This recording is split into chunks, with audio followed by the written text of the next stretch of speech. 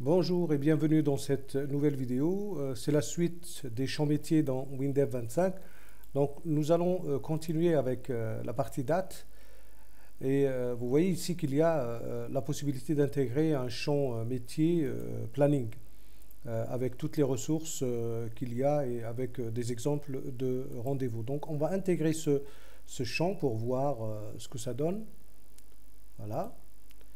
Et vous voyez que ça m'a intégré donc un champ planning avec des exemples qui ont été donc créés pas automatiquement, pas en liaison avec une base de données. Donc c'est normal parce que il nous laisse donc la possibilité de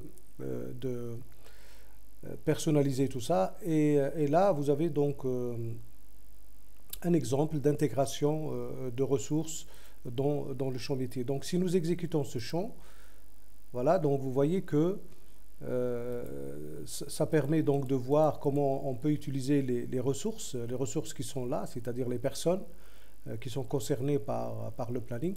Et à l'intérieur du planning, vous voyez qu'on peut vraiment faire maintenant de très très belles présentations à l'intérieur, donc pour les rendez-vous qui peuvent prendre exactement la forme qu'on leur donne. On peut afficher le planning par semaine, par jour, par mois et même celui d'aujourd'hui, d'accord? Voilà. Alors, comme vous pouvez le voir dans le code, si nous allons décortiquer un petit peu le code, donc le code va positionner le planning sur une date, hein, la date qui a été mise pour l'exemple. Après, donc, ici, vous avez la déclaration d'une chaîne qui va contenir les ressources, d'une autre chaîne qui va contenir les catégories et d'une autre chaîne qui va formater la ressource. Donc, ici, on formate la ressource. Je vous rappelle que la ressource, c'est les ressources dans un planning, ce sont donc, généralement, c'est les personnes qui sont concernées par les rendez-vous. Donc, ici, qu'est-ce qu'on fait? Alors, on formate les coordonnées, la taille de police, le modèle de police, avec ce qu'on va intégrer ici. Parce que la ressource, elle va être construite avec chaîne construit, S-format ressource qui est là, donc qui a été initialisé avec ça.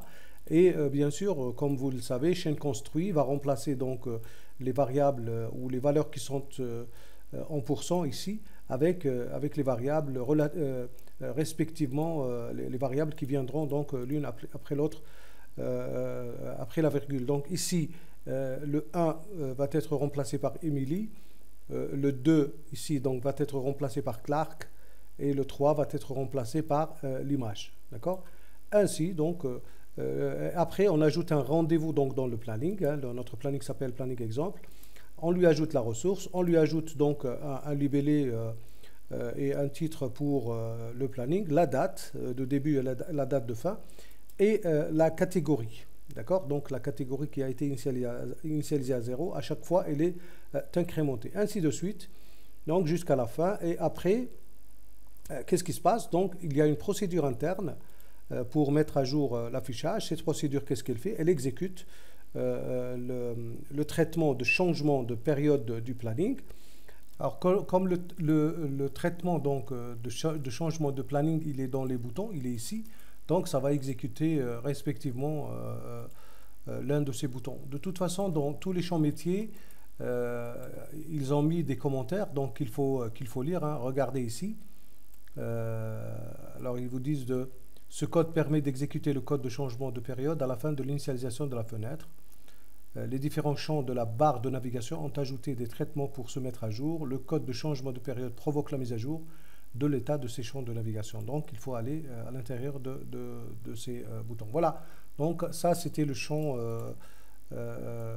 planning. Donc bien sûr qu'on peut le mettre en forme, hein. Donc si je mets cette fenêtre en premier, vous voyez qu'elle se met en forme.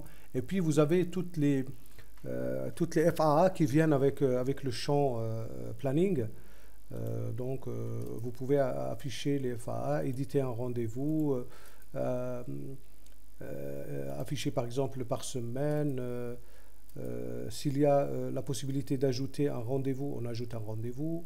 Tout dépend de ce que... Voilà, ici ça a été désactivé, donc on peut supprimer un rendez-vous, on peut copier le contenu de plusieurs cellules ou d'un rendez-vous, etc. Donc il y a toutes les possibilités, toutes les fonctions FAA de notre rendez-vous. Donc voilà pour ce champ. Donc on va voir un autre champ métier. Donc on va arrêter le test et on va intégrer un autre champ métier, toujours dans les dates.